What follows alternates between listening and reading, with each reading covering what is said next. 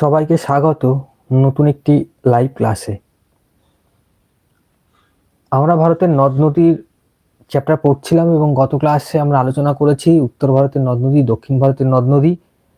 একই সঙ্গে আমরা আলোচনা করেছি নদ নদীগুলোর প্রবাহের দিক, গতিপথ, কোন নদ নদী কোন দিকে প্রবাহিত হচ্ছে, তাদের উৎস, মোহনা ইত্যাদি সম্পর্কে।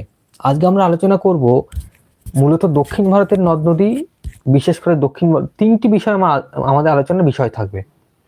তার মধ্যে প্রথম বিষয় হচ্ছে যে দক্ষিণ ভারতে যে সমস্ত নদ নদী প্রবাহিত হয়েছে তার মধ্যে তাকে আমরা দুই ভাগে ভাগ করেছিলাম, একটা পূর্ব বাহিনী নদী, একটা পশ্চিম বাহিনী নদী। আমরা পূর্ব বাহিনী নদী যদি দেখি, তাহলে এটাকে যদি পূর্ব বাহিনী বলে মনে করি, তাহলে দেখো এখানে পূর্ব বাহিনী নদী মোহনায় সৃষ্টি হচ্ছে বদ্বীপ। তো আজকে আমাদের প্রথম আলোচনার বিষয় যে পূর্ব বাহিনী নদী মোহনায় বদ্বীপগুলো কেন সৃষ্টি হয়েছে। দ্বিতীয় আলোচনার বিষয় থাকবে যে পশ্চিম বাহিনী যে নদী আমরা দেখতে পাচ্ছি, এখানে কিন্তু কোনো বদ্বীপ নেই, তার বদলে তৈরি করেছে খাড়ি। তাহলে দ্বিতীয় বিষয় আমাদের আলোচনার বিষয় থাকবে যে পশ্চিম বাহিনী নদী মোহনায় কোনো বদ্বীপ সৃষ্টি হয়নি কেন, তার জায়গায় খাড়ি সৃষ্টি হয়েছে। আর আরেকটি গুরুত্বপূর্ণ বিষয় আমরা আজকে আলোচনা করব, সেটা হচ্ছে যে পূর্ব বাহিনী নদীগুলো, দক্ষিণ ভারতের যে ম্যাক্সিমাম দক্ষিণ ভারতের নদীগুলো পূর্ব বাহিনী, কিন্তু নর্মদা, তাপ্তি পশ্চিম বাহিনী কেন। তাহলে তৃতীয় আলোচনার বিষয় হচ্ছে দক্ষিণ ভারতের অধিকাংশ নদ নদী পূর্ব বাহিনী হলেও নর্মদা না তাপ্তি পশ্চিম বাহিনী কেন। তাহলে এই তিনটে বিষয় হচ্ছে আজকে আমাদের আলোচনার। তো আমরা শুরু করব। তো আমরা এই ম্যাপটার মধ্যে দেখতে পাচ্ছি যে এখানে পূর্ব বাহিনী যে নদীগুলো রয়েছে, গঙ্গা, গোদাবরী, কৃষ্ণা, তারা কিন্তু পূর্ব দিকে প্রবাহিত। দেখো এখানে বদ্বীপ তৈরি করেছে, এখানে বদ্বীপ তৈরি করেছে, এখানে বদ্বীপ তৈরি করেছে। অথচ পশ্চিম বাহিনী যে নদীগুলো রয়েছে, আমরা যদি বলি নর্মদা, তাপ্তি, তাহলে এখানে কিন্তু দেখো কোনো বদ্বীপ নেই, তার জায়গায় তৈরি হয়েছে খাড়ি। এখন প্রশ্ন হচ্ছে পূর্ব বাহিনী নদীর মোহনায় বদ্বীপ কেন তৈরি হলো, এটা আমাদের প্রথম প্রশ্ন এবং আমরা তার উত্তর খোঁজার চেষ্টা করব। তো চলো আমরা উত্তরগুলো খুঁজে নিই। তাহলে প্রথম যে অংশটা, পূর্ব বাহিনী নদীর উপকূলে কেন বদ্বীপ তৈরি করেছে। তাহলে পূর্ব বাহিনী নদীর মধ্যে প্রধানতম নদী হচ্ছে আমরা বলতে পারি গঙ্গা, এই জন্য আমি গঙ্গা হিসাবেই প্রথম এর হিসাবটা রেখেছি। তারপর দৈর্ঘ্যের দিক থেকে গোদাবরী, এছাড়া রয়েছে কাবেরী, কৃষ্ণা, মহানদী, সেটা আমরা গত ক্লাসে আলোচনা করে এসেছি। এবার প্রশ্ন হচ্ছে তাহলে এই নদীগুলোর মোহনায় কেন বদ্বীপ তৈরি করেছে। বদ্বীপ কি তোমরা নিশ্চয়ই জানো, সে সম্পর্কে আমি আর নতুন করে আলোচনা করছি না।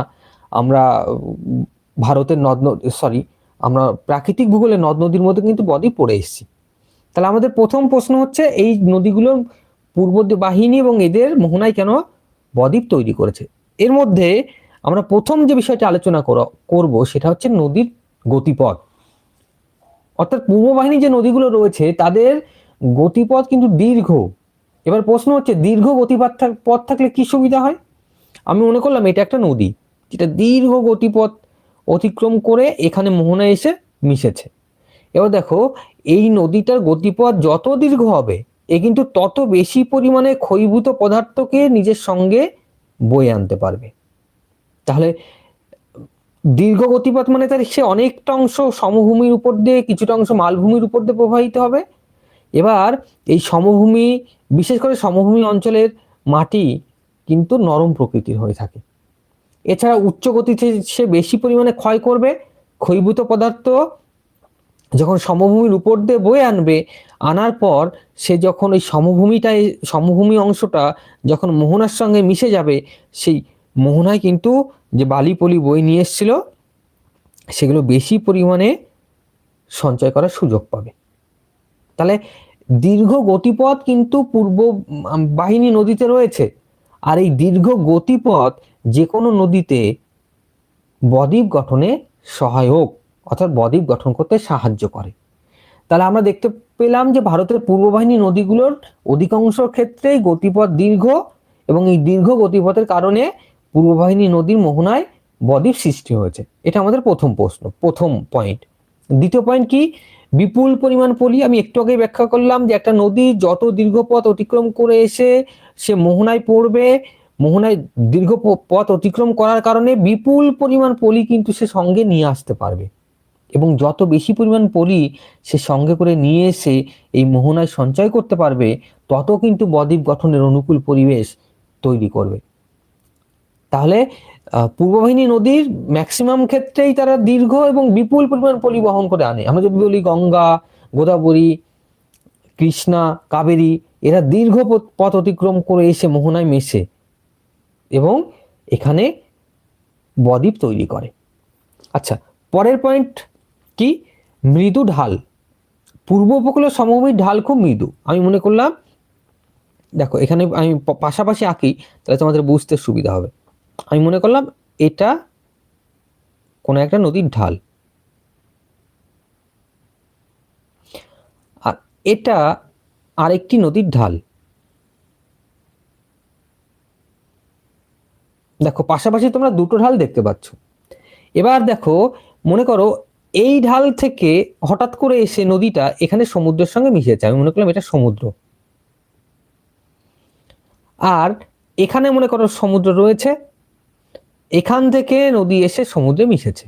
তোমরা একটা জিনিস খেয়াল করো, এই অংশটার মধ্যে ঢাল কিন্তু অনেক খাড়া, ফলে এখান থেকে নদী যখন হঠাৎ এসে সমুদ্রের মধ্যে নেমে যাবে, যে বালি পলি সঙ্গে নিয়ে এসেছিল এই খাড়া ঢালের কারণে সমুদ্রের অনেক গভীর পর্যন্ত চলে যাবে, এই মোহনায় জমে থাকার সময় বা সুযোগ পাবে না। কিন্তু যে ঢালটা দেখো অনেকটা আমরা বলতে পারি মৃদু ঢাল, এর তুলনায় তো এটা মৃদু, ফলে এই ঢাল যখন এসে মোহনায় মিশবে, এখানে নদীর গতিবেগ অনেক কম থাকবে, ফলে বালি পলি কিন্তু বেশি দূরে নিয়ে যেতে পারবে না, তার জায়গায় এখানেই সঞ্চয় ঘটাবে, ফলে এখানে বেশি পরিমাণে বালি পলি সঞ্চিত হবে মোহনায়, এবং এখানে বদ্বীপ গঠনের অনুকূল পরিবেশ তৈরি করবে। আর পূর্ববাহিনী নদী তাই হয়েছে, পূর্ববাহিনী নদীগুলোর ঢাল কিন্তু এরকম মৃদু প্রকৃতির, তার ফলে এখানে মোহনায় সহজেই বদ্বীপ গঠিত হতে পেরেছে এবং এখানে বদ্বীপ গঠনের অনুকূল পরিবেশও তৈরি করেছে। আচ্ছা, পরের পয়েন্ট কি রয়েছে? অগভীর ও শান্ত সাগর। আমরা বঙ্গোপসাগর, আমরা জানি পূর্ব বাহিনী যে নদীগুলো এসছে তারা সবাই বঙ্গোপসাগরে মিশেছে। আমি একটি ছবিতে তোমাদের আরো সহজে বোঝাতে পারবো। দেখো এখানে আমরা যে ম্যাপটা দেখতে পাচ্ছি, এটা পূর্ব বাহিনী নদীর ম্যাপ। দক্ষিণ ভারতে যে নদীগুলো প্রবাহিত হয়েছে তার মধ্যে পূর্ব বাহিনীরা। আমরা কি দেখতে পাচ্ছি এখানে? দেখো সুবর্ণরেখা, মহানদী, গোদাবরী, এটা আচ্ছা এটা যদি বলি আমরা কৃষ্ণা, এটা কাবেরী। তাহলে প্রত্যেকটা নদী কোথায় এসে মিশেছে? দেখো সবাই কিন্তু এখানে বঙ্গোপসাগরে এসে মিশেছে। আর বঙ্গোপসাগরে কিন্তু পূর্ব বাহিনী নদীর যে ঢাল সেটা অনেক কম। আমি আগের অংশ যেটা বোঝালাম, কম ঢালযুক্ত অঞ্চলের মধ্য দিয়ে বঙ্গোপসাগর এসে মিশেছে, ফলে এই নদীগুলোর মোহনায় কিন্তু বদ্বীপ গঠনের অনুকূল পরিবেশ তৈরি করেছে এবং এখানে বদ্বীপ গঠিত হয়েছে। তাহলে আমরা দেখতে পেলাম যে বঙ্গোপসাগর অগভীর, তাই পলি সহজে থিতিয়ে পড়ে।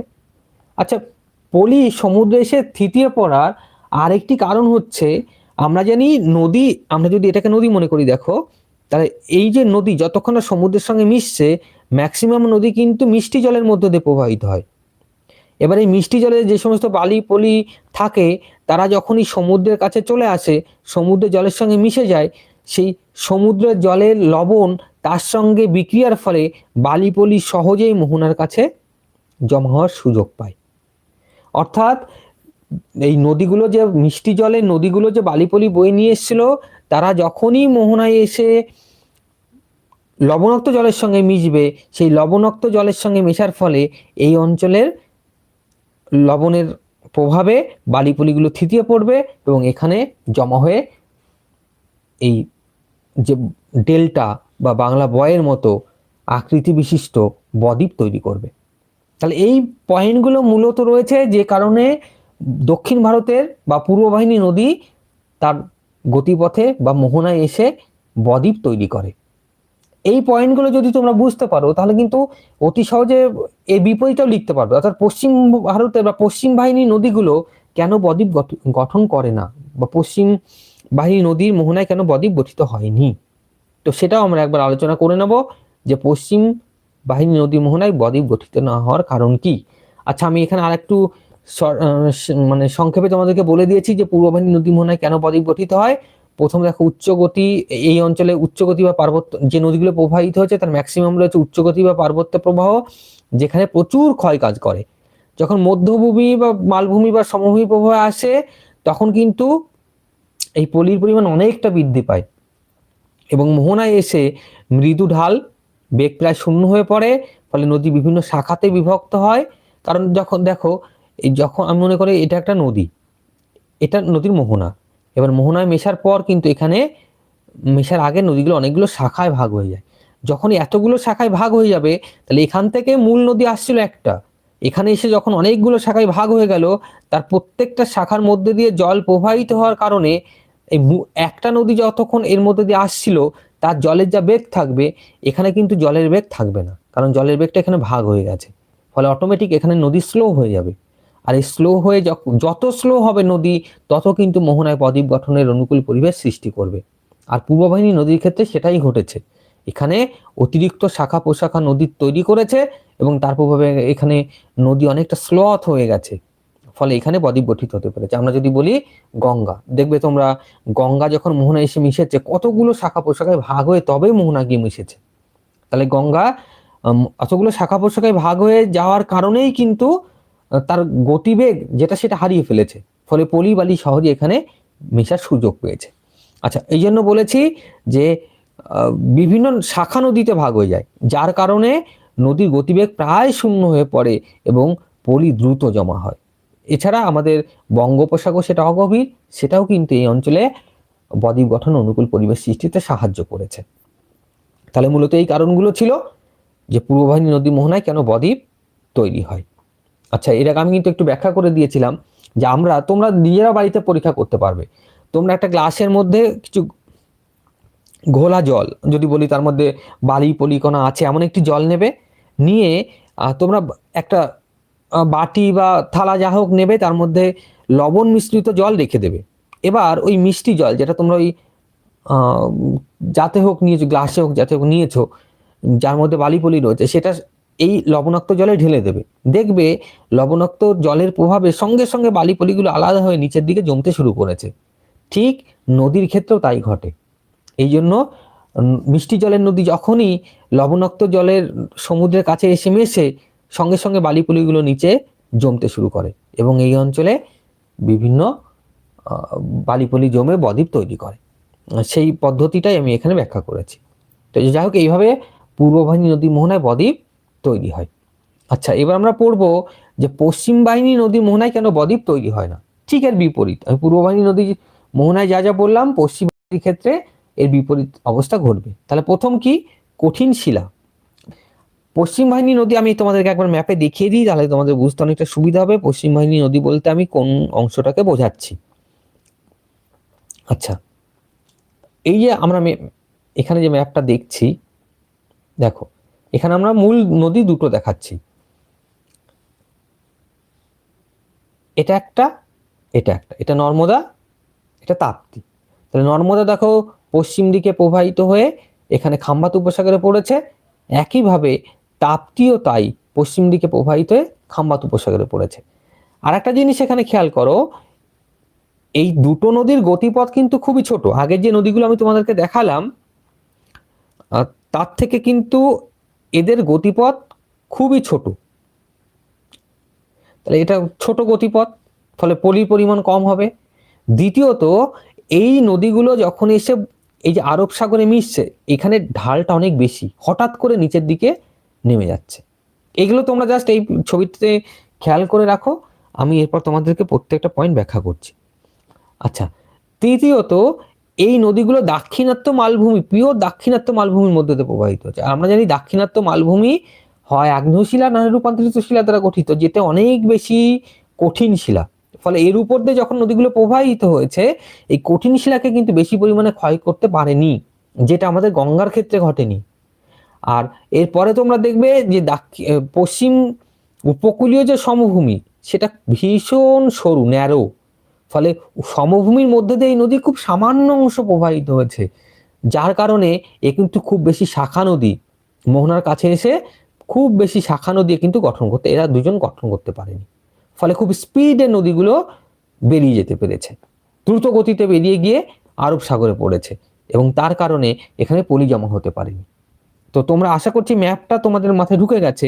এবার আমার বাকি অংশগুলো ব্যাখ্যা করি, তাহলে ম্যাপটা তোমরা কিন্তু একবার মনে রাখবে। আমি বাকি অংশগুলো ব্যাখ্যা করছি। তাহলে প্রথম যে অংশ সেটা হচ্ছে কঠিন শিলা। আমি একটু আগে বললাম যে পশ্চিম বাহিনী যে নদী, তার মধ্যে নর্মদা, তাপ্তি প্রধান। তারা ডেকান ট্র্যাপ বা শক্ত ব্যাসল্ট শিলা, যেটা সহজে ক্ষয় হয় না, তার মধ্য দিয়ে প্রবাহিত হয়েছে। ক্ষয় না হওয়ার কারণে এর পলির পরিমাণ কম, ফলে এখানে কিন্তু বদ্বীপ গড়ে ওঠেনি। দ্বিতীয় পয়েন্ট, ছোট গতিপথ। আমি তোমাদের ম্যাপে দেখালাম যে এই নদীর গতিপথটা খুবই ছোট।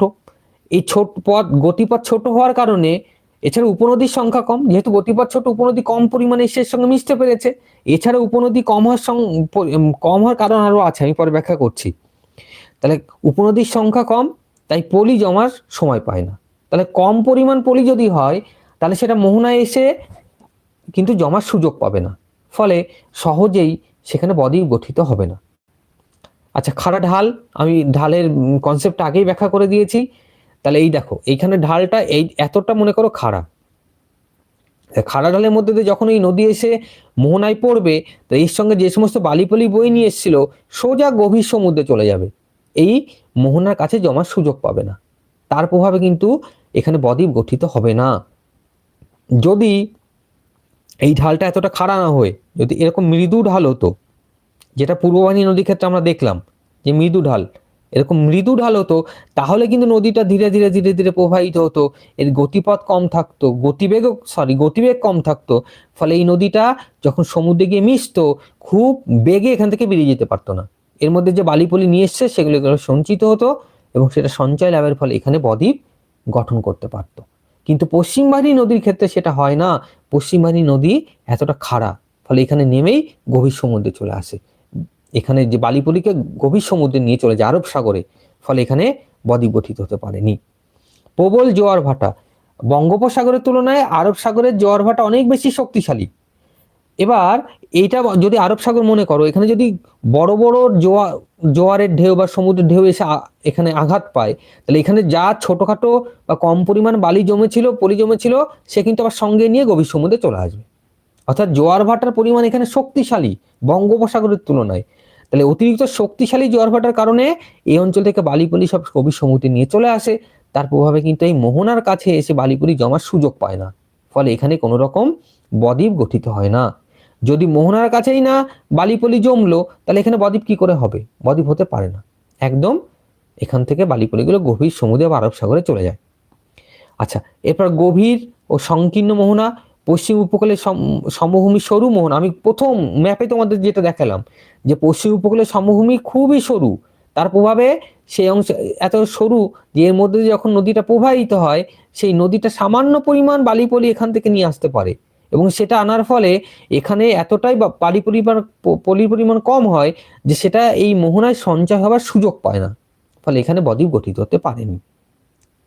আর মোহনা তো গভীর, কেন গভীর আমি বলেই দিলাম যে এই অংশের মোহনা অনেকটা গভীর। তাহলে এই কারণগুলোর জন্য কিন্তু পূর্ব বাহিনী নদীতে বা নদীর মোহনায় বদ্বীপ গঠিত হলেও পশ্চিম বাহিনী নদীর মোহনায় কিন্তু কোনোরূপ বদ্বীপ গঠিত হয় না। তাহলে আশা করছি তোমরা এই দুটি অংশে বুঝতে পারলে যে পূর্ব বাহিনী নদীর মোহনায় কেন বদ্বীপ গঠিত হচ্ছে, আর পশ্চিম বাহিনী নদীর মোহনায় কেন বদ্বীপ গঠিত হচ্ছে না। তার বদলে কি হচ্ছে? পশ্চিম বাহিনী নদীর মোহনায় তৈরি হচ্ছে খাড়ি।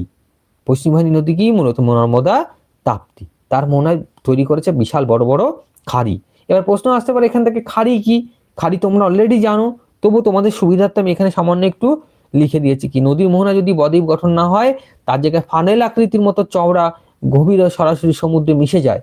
ওই নদীটা দেখো এখানে ফানেল আকৃতির মতো কিছুটা চওড়া হয়ে গভীর সমুদ্রে মিশে গেছে, এখানে কোনো রকম বদ্বীপ সৃষ্টি হয়নি। এই ফানেল আকৃতির নদী মোহনাকে এক কথা বলা হয় খাড়ি। তাহলে পূর্ব বাহিনী নদীতে কিন্তু খাড়ি তৈরি হওয়ার সুযোগ পায়নি খুব বেশি, হলেও তার পরিমাণ কম। কিন্তু পশ্চিম বাহিনী এই দুটো নদী তাপ্তি নর্মদা খাড়ি তৈরি করে গভীর সমুদ্রে মিশে গেছে, তার ফলে কিন্তু এখানে বদ্বীপ তৈরি হয়নি, তার জায়গায় শুধু খাড়িই তৈরি করেছে। তাহলে আমরা দেখতে পেলাম যে দু রকম নদী দু রকম ভাবে প্রবাহিত হয়েছে। পূর্ববাহিনী নদী প্রথম পাহাড় বা পর্বত থেকে উৎপত্তি লাভ করে দীর্ঘ পথ অতিক্রম করেছে। এই দীর্ঘ পথ অতিক্রম করার সময় এখানে বালি পলি প্রভৃতিকে সঙ্গে নিয়ে এসছে, তারপর সমভূমিতে পড়েছে। সমভূমিতে পড়া মাত্রই কিন্তু অনেকগুলো শাখা প্রশাখায় ভাগ হয়ে গেছে। তারপরে শাখা প্রশাখা যখন সমুদ্রের মধ্যে মিশেছে, অটোমেটিক এর গতিবেগ কিন্তু তখন কমে যাবে, এবং তার ফলে সমুদ্রের উপকূলের কাছে এসে তৈরি করেছে বদ্বীপ। অন্যদিকে দেখো, পশ্চিম বাহিনী নদী পাহাড় বা পর্বত থেকে উৎপত্তি লাভ করেছে, তারপর গ্রস্ত উপত্যকা বা খাড়া ঢাল তার মধ্যে দিয়ে প্রবাহিত হচ্ছে। এই ব্যাখ্যা আমি পরে আসছি, এরপরেই আসবো যে পশ্চিম বাহিনী নদীগুলো কিভাবে গ্রস্ত উপত্যকার মধ্যে দিয়ে প্রবাহিত হয়েছে। তো যাই হোক, এই গ্রস্ত উপত্যকার মধ্যে দিয়ে প্রবাহিত হয়েছে, তার ফলে এখান থেকে কিন্তু বেশি বালি পলি তৈরি হয়নি, মানে দুপাশ থেকে উপনদী এসে এর সঙ্গে মানে মিলে যাওয়ার সুযোগ পায়নি। আর উপনদী যদি না আসে, তাহলে দুপাশ থেকে বালি পলি এগুলোকে কে আনবে বা কে সাপ্লাই করবে? ফলে এই দুপাশ থেকে উপনদী এসে এর সঙ্গে মেশার সুযোগ পায়নি বলে এতে বালি পলি পরিমাণ কম। এছাড়া ও যখন সমুদ্রের কাছাকাছি বা মোহনার কাছাকাছি এসছে, তখন কিন্তু ঢাল অনেক খাড়া, খাড়া ঢালের মধ্যে দিয়ে সমুদ্রে গিয়ে মিশেছে।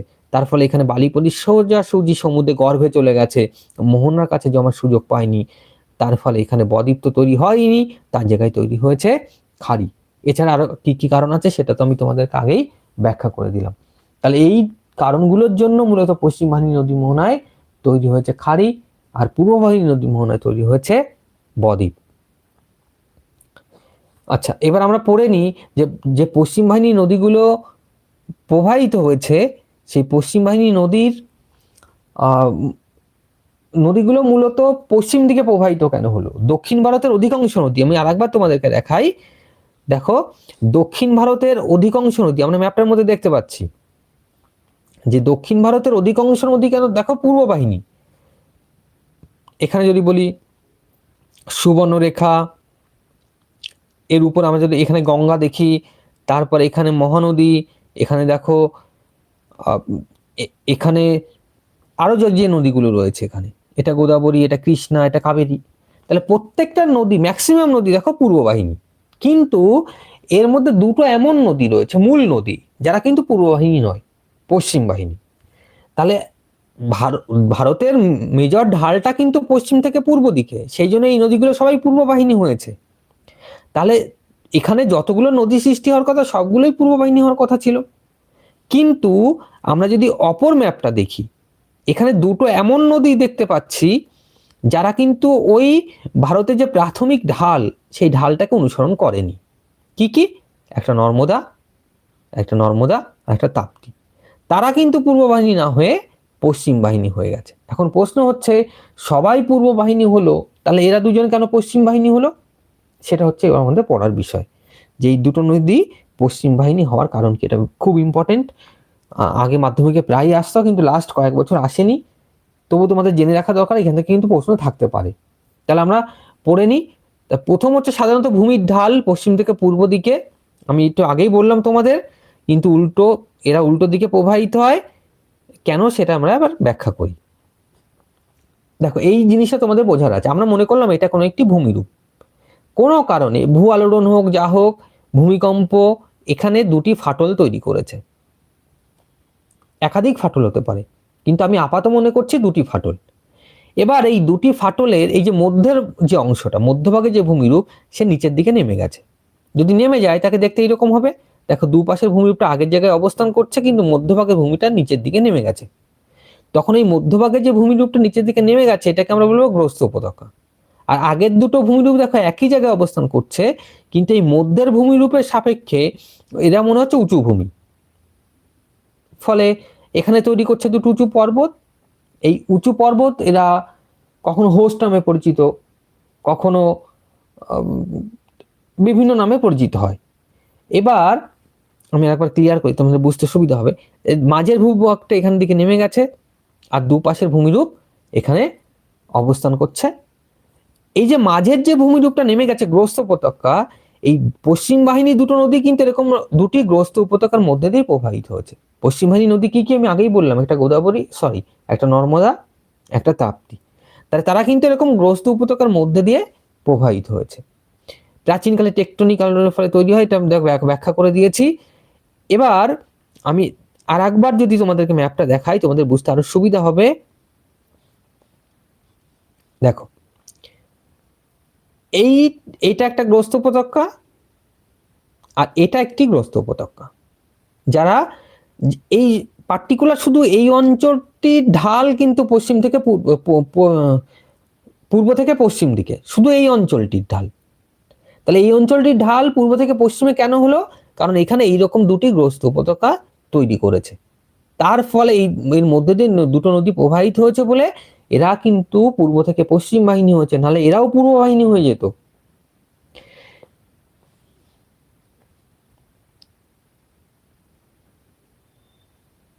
এবার আমি এখানে আর একটু ভালোভাবে ব্যাখ্যা করে দিয়েছি। দেখো তাহলে একদিকে রয়েছে দেখো বিন্ধ্য পর্বত, আর একদিকে রয়েছে সাতপুরা পর্বত, তাদের মাঝে দিয়ে মধ্যভাগ দিয়ে প্রবাহিত হয়েছে নর্মদা নদী। মানে এটা এই দুটো নদীর মধ্যে, দুটো পর্বতের মধ্যভাগে অবস্থিত একটি গ্রস্ত উপত্যকা।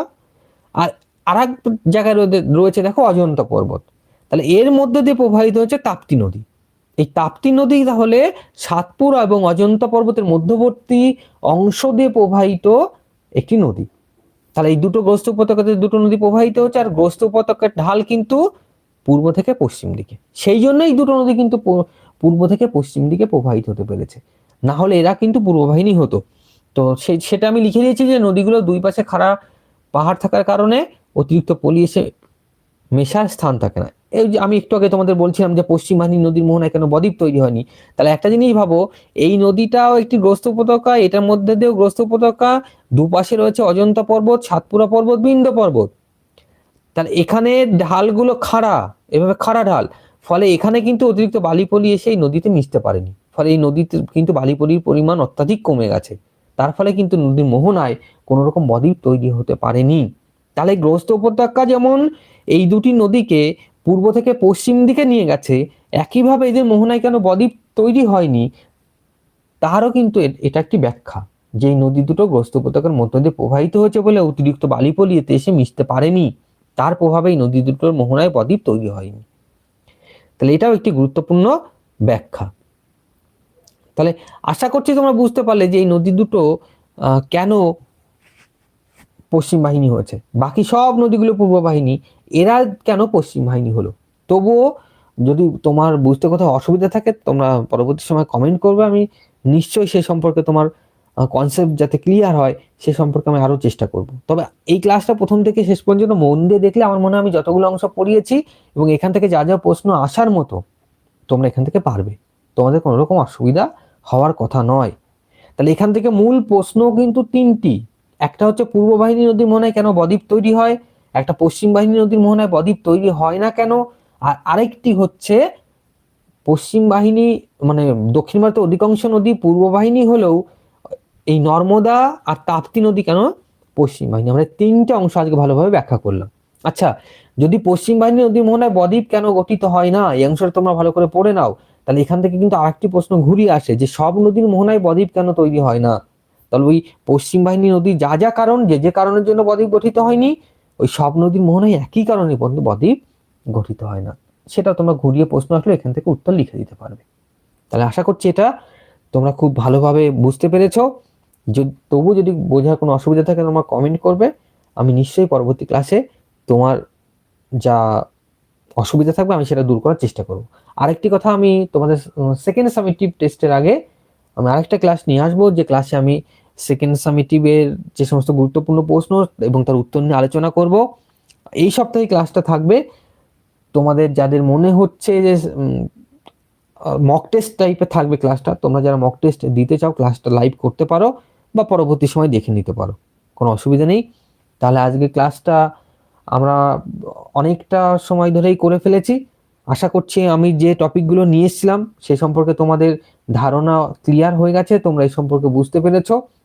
আর পরবর্তী সময় যদি আরো কোনো বিষয়ে তোমার অসুবিধা থাকে তোমরা কমেন্ট করবে, আমি তোমাদের সেই সমস্ত যে বিষয়গুলো অসুবিধা রয়েছে আমি তার উপর শুধু বেস করে তোমাদেরকে আলাদা লাইভ ক্লাস করাবো। আর এই দুটো লাস্ট যে দুটো ক্লাস আমি করালাম দুটো চ্যাপ্টারের উপর, এটা আপাতত এই পর্যন্ত তোমাদের সেকেন্ড সামেটিভ পর্যন্ত থাকবে। আমি আবার প্রথম যে প্রাকৃতিক ভূগোলের অংশটা কন্টিনিউ করছিলাম, সম্ভবত নিয়ত বায়ুর আগে পর্যন্ত হয়ে রয়ে গেছে। আমি পরবর্তী ক্লাস নিয়ত বায়ু থেকে আবার শুরু করব। শুধু পরবর্তী ক্লাস বলতে নেক্সট উইকে, কারণ এই উইকে আরেকটি লাইভ ক্লাস আসবে, সেটা তোমাদের ওই সেকেন্ড সামেটিভের বিভিন্ন কনফিউশন যা রয়েছে তার উপর বেস করে এবং মক টেস্ট টাইপের থাকবে। তো যাই হোক, আমি কবে ক্লাসটা আসবে আমি আপডেট করে দেবো। তো ক্লাসটা কেমন লাগলো তোমরা অবশ্যই জানাতে ভুলবে না। আজকে পর্যন্তই, সবাই ভালোভাবে পড়াশোনা করো, সবার জন্য গুড নাইট।